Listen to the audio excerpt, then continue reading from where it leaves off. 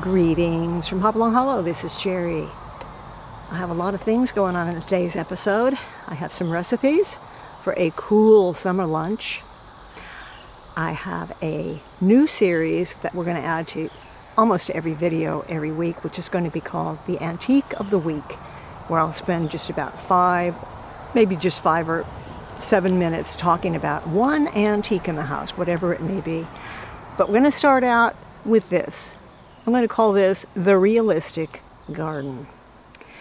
When I say realistic garden, you may think, what is realistic about that? You have a sea full of flowers. Well, here's what's realistic about it. They're all the same flower. Yeah, that's right. Black-eyed Susan, a very promiscuous flower, has taken over Kizzy's garden. This is the reality of it. This was never planned, ever planned. Where did all this stuff come from? Where did all these black-eyed Susan come from? Where's the yarrow? Where's the coneflowers? Where's the phlox? Where's the anise hyssop? Where are the roses? Well, I do see a little crepe myrtle tree there. There should be sedum in here. There should be dianthus in here. But all I see are a few coneflowers, a few dwindling rows of Sharons on the bush, and a sea of yellow. Years ago, I was delivering some of my artwork to a gallery in Gatlinburg.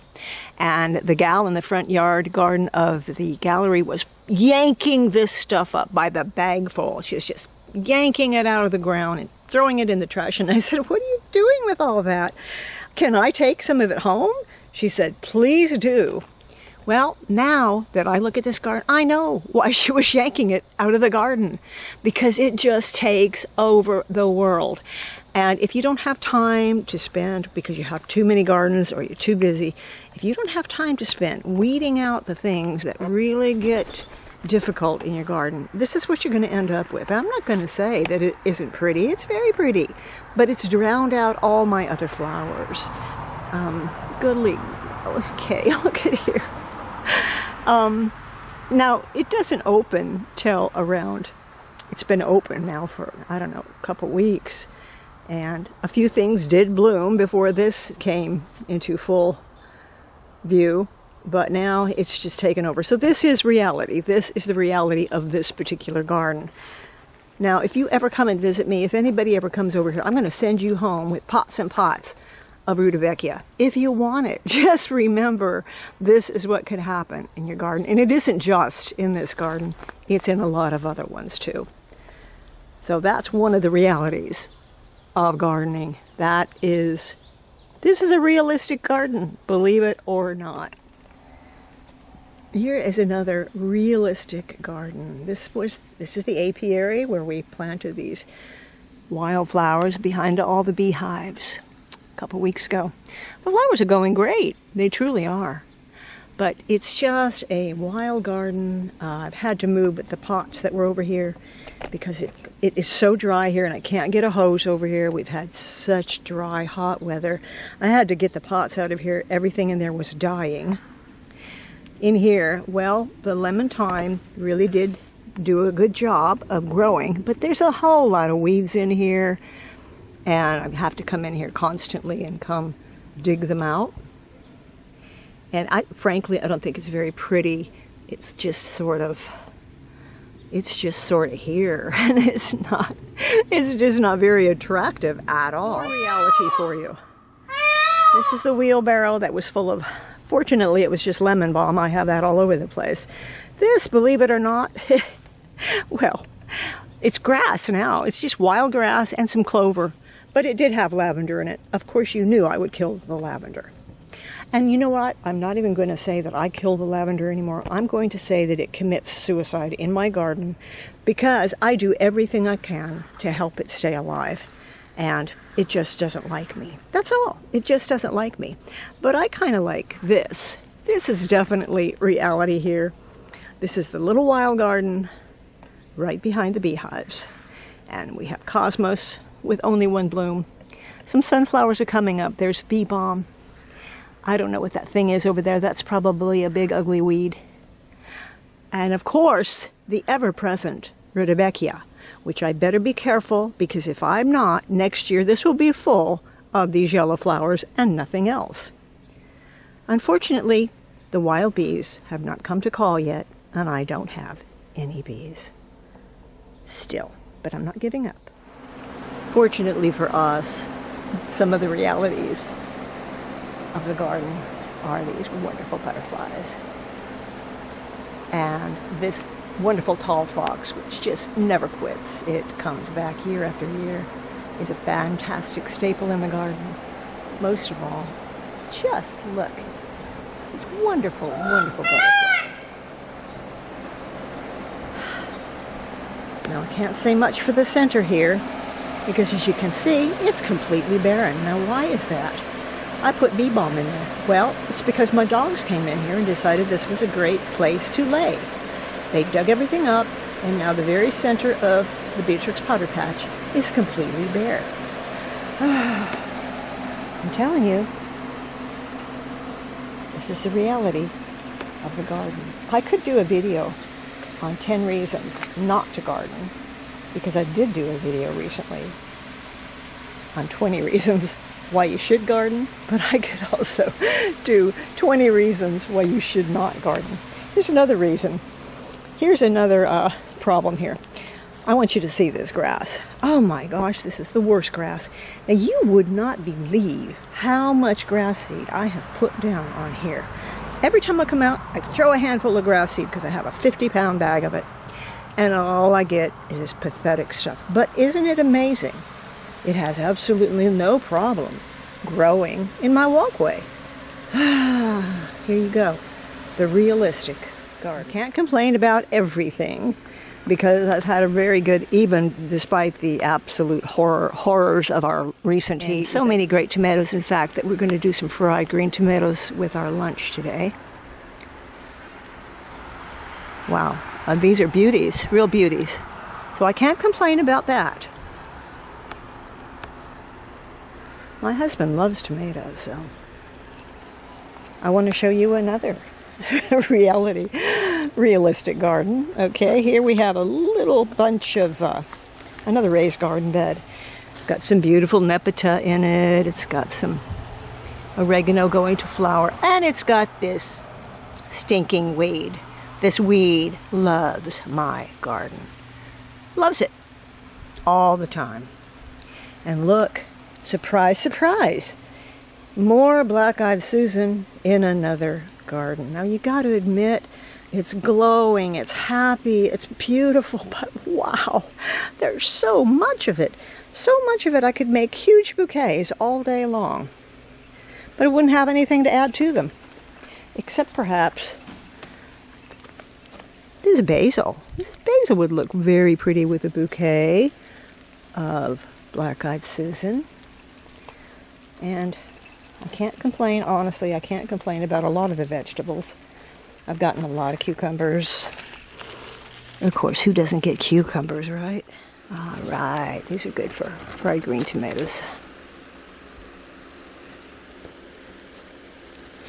You know, I like fried green tomatoes rather much more than I like fresh red tomatoes. Okay, we're entering another garden now. This is the potager.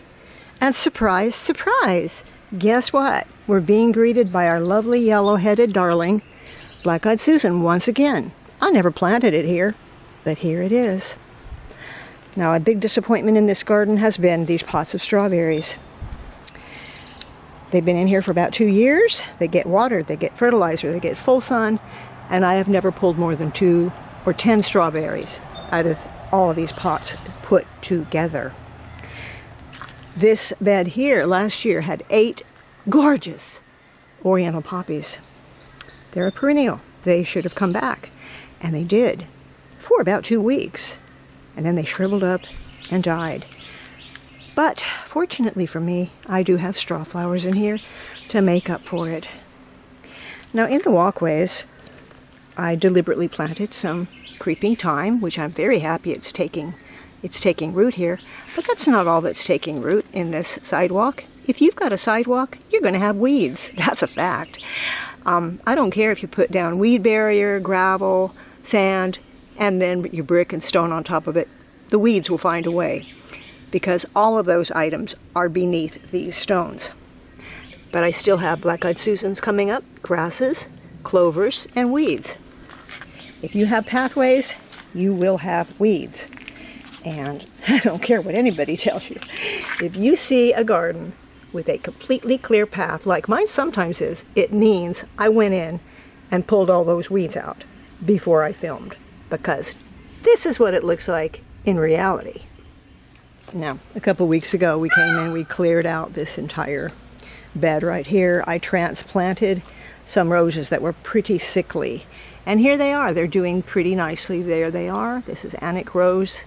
However, this one, I don't think it's ever going to make it. This one is deader than a doornail, so I need to replace it. The rest of them seem to be doing very fine. The salvia back here, it's looking good. The rose, the lavender, it's got yellow leaves, so I know it isn't going to make it.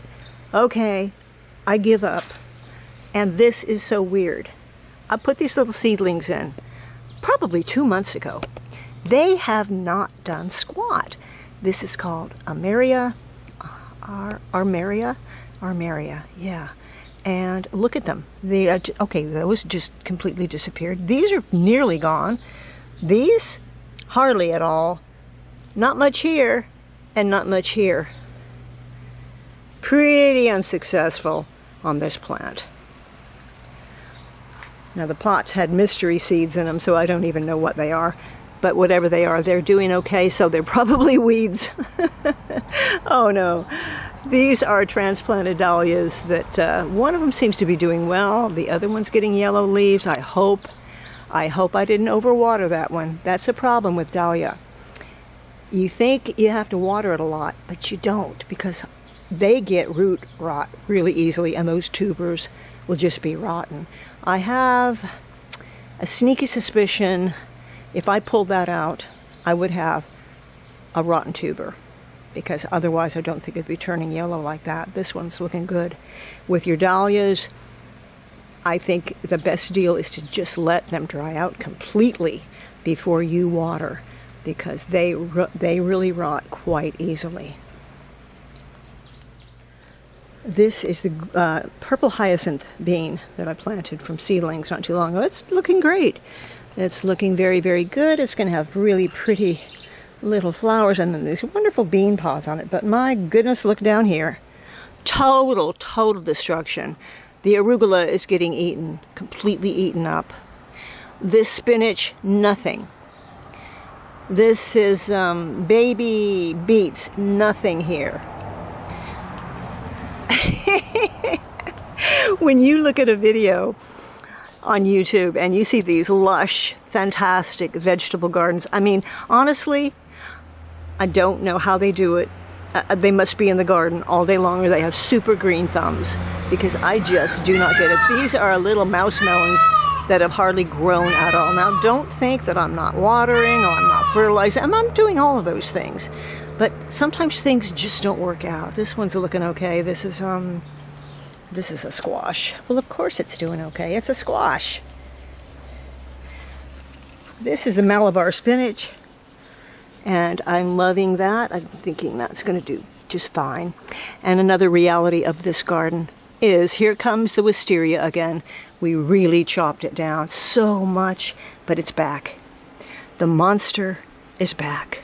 I have to come in here again and get rid of it. So here you go. Another little piece of the realistic garden. Not looking so hot, is it? I'm just being honest with you, because I think it could get really frustrating. It's frustrating for me to look at people that seem to have these perfect gardens.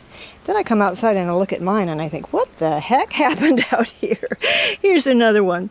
This is a wonderful little trough. I probably put 100 nasturtium seeds in here. 100, because I wasn't sure about the germination rate on mine. I wasn't sure. They were kind of old seeds, and I just didn't know.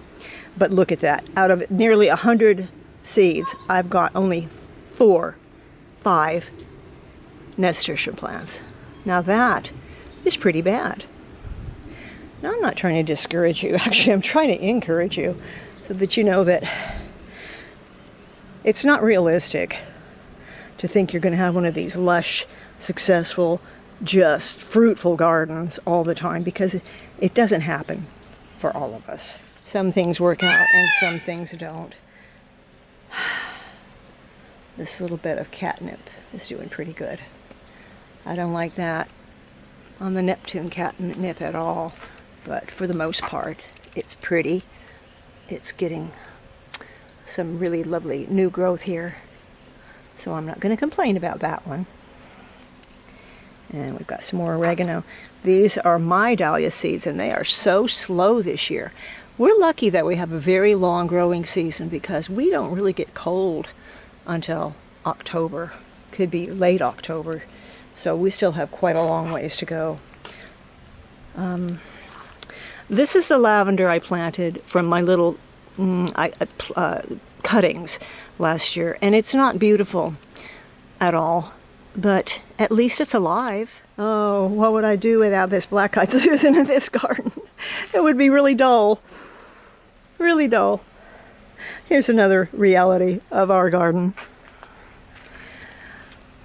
Rose of Sharon is readily seedable, and I made my little wattle basket out of Rose of Sharon branches. So naturally I've got Rose of Sharon trees growing up here. In fact, this one is doing quite well. Unfortunately, I don't want a Rose of Sharon in my potager, except for one. I'll show it to you. Now I poked these, I poked that in the ground right here for this trellis, for the sweet peas in the spring. And lo and behold, it grew into a very, very large and tall Rose of Sharon. I should have known that would happen. Now, if I keep letting this grow, it will get huge, and this will turn into a shade garden.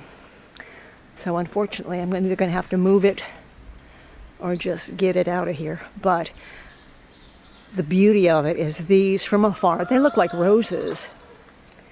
And my climbing rose right here, which has in the past has been absolutely stunning, has been terrible this year. Absolutely terrible.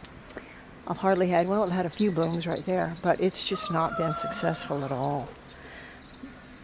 Is this getting depressing for you? It's getting a little depressing for me. I'm glad you're here to cheer me up, Mr. Peabody. Would you like a tomato? I have a pocket full of tomatoes, and you love tomatoes. You want a tomato, buddy? I think I can spare a tomato for you. You deserve it just because you're so beautiful. Go ahead, buddy. Here you go.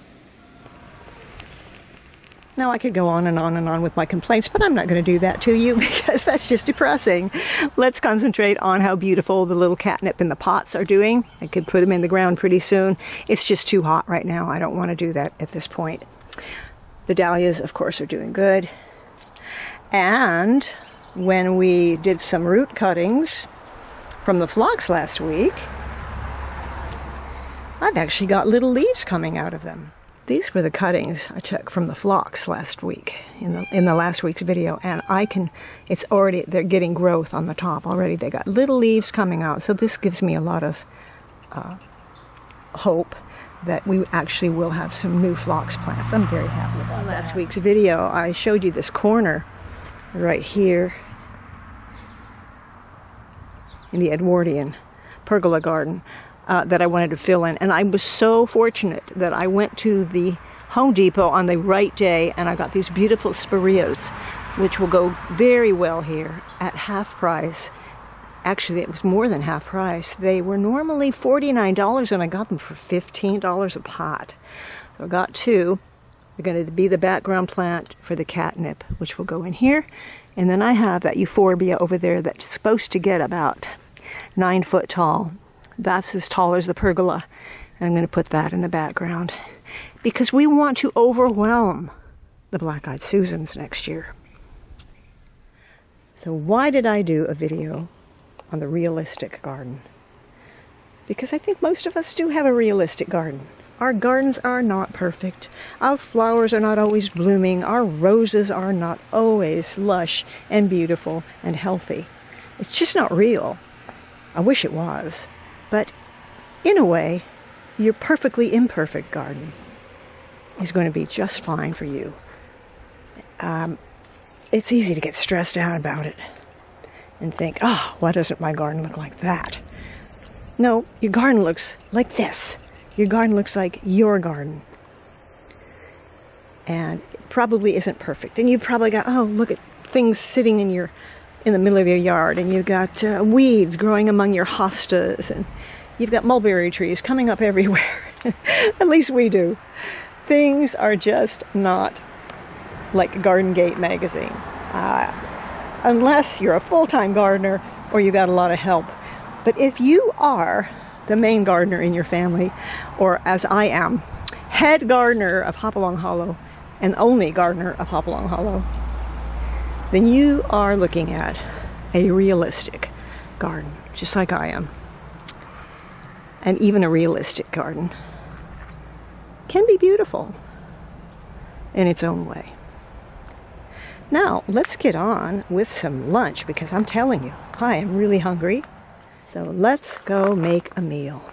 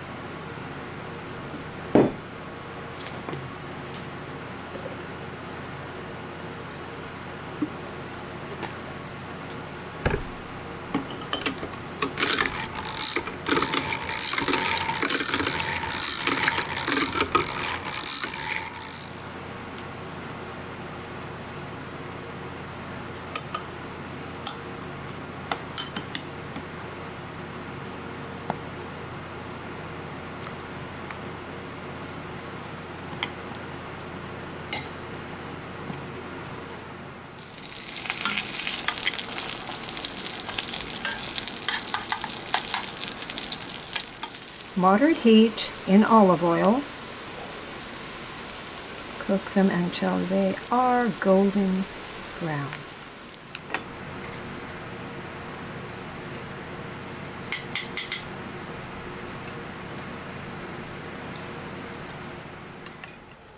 Well, just as I was getting ready to set the table out here and bring out the food, it started to rain, and we had about a 10-minute little shower, so it's nice and cool right now, and the table's a little bit damp, but everything is okay.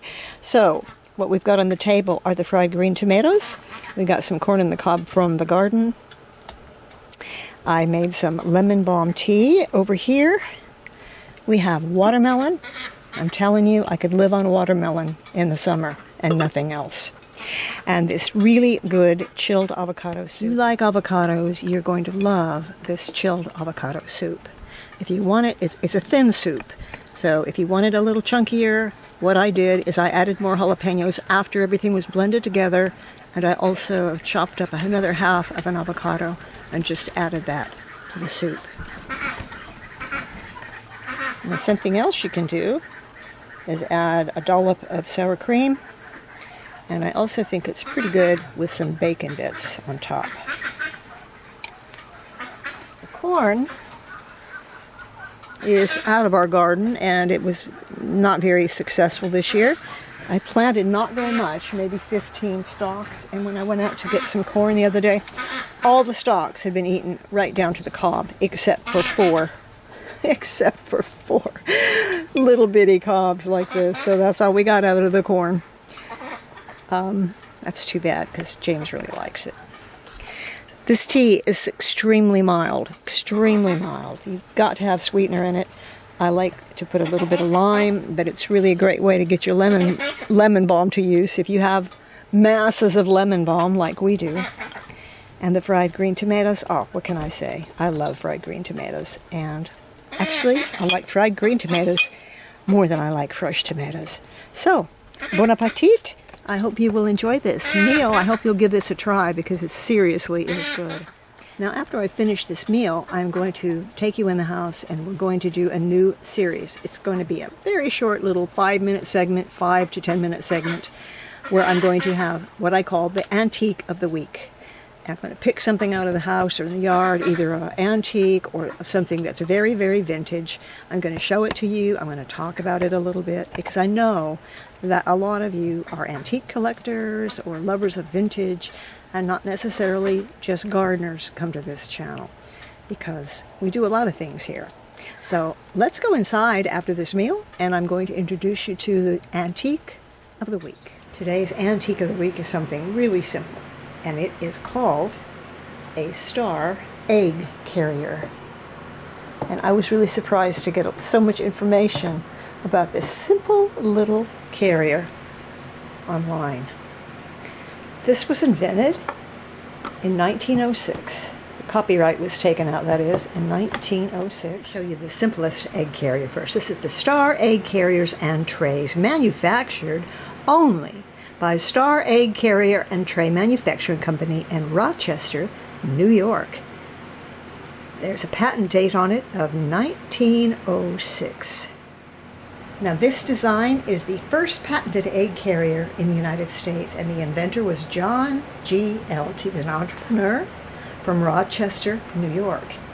He was losing a lot of money in his grocery business due to the poor handling of the eggs, because the eggs would have to travel in baskets and crates, open baskets and crates, in a horse-drawn carriage over cobblestone streets, and he was losing a lot of money due to the broken eggs. So in 1903, Mr. Elbs designed this wooden box with a cardboard, actually jute, board insert and removable dividers. This jute board insert was made from a fibrous and breathable wood pressed together from the bark of the jute tree. A circular hole at the bottom of the case ensured that each egg was secured snugly, preventing them from moving much, in the same way that modern egg cartons hold individual eggs. Also, a hard outside wooden shell, a removable tray and lid were kept in place by a metal bar. Here's the metal bar, and you can see on the outside of this case it says, "Condition of sale. This carrier is manufactured under United States patent number," and it gives the patent number. "It is to be used only with the Star Egg Tray supplied by the Star Egg Company." And there's a lot more information. So I think this was one of the first egg carriers, but then he made the design a little more special, enabling more eggs to be carried with a locking lid. This enabled the eggs to be secure inside their little compartments and to be carried safely into the grocer. There was a lock on the case, and it slides open like so. And of course this would have had more egg inserts in it. This would have held, I think, let's see, there's 2 in here, probably 3 sets of eggs in this little case. And this one says Hen Egg Company. So there's the mini size. And here you have the larger version, which handles a lot more eggs. It took me a while to figure out how to lock this little thing.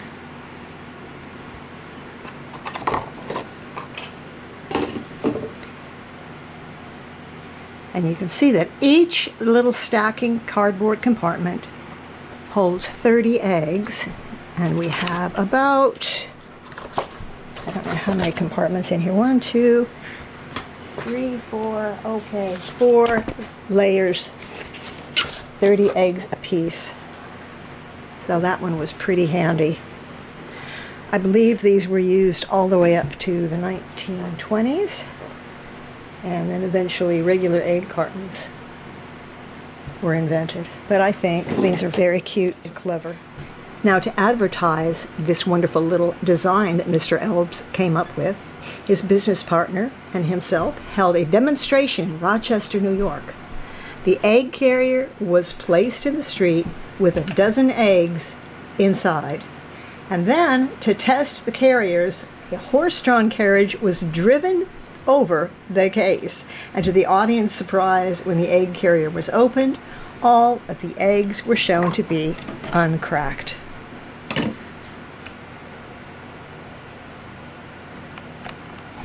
I've found these at flea markets and antique shows, antique sales. I think this is the earlier one. And of course, if you're looking for one, you always want something with the advertising graphics on the side of the trays. This one also says the Hen Egg Company. And they really are really fun to have just to decorate with, or to actually use to put your eggs in. So I just use them for decoration in the pantry and in the kitchen. And you can find these fairly easily. I believe you could probably get some on eBay, and they run anywhere from $30 to $50 and up. Now, you can't count on me for prices because I've been collecting antiques for a long time, so I've probably had these for many, many years. And honestly, don't remember what I paid for them. But I think it's a fun collectible for the kitchen. Kitchen collectibles are probably the easiest thing to find because everybody had them. You just had to have things for use in your kitchen. So this was this week's antique, something very simple. And I don't know what we'll do next week. I'm just going to walk around the house and find things and then talk about them. So I hope you like this sort of addition to the videos. Let me know in the comments. And until next week, this is Jerry, and we'll see you later.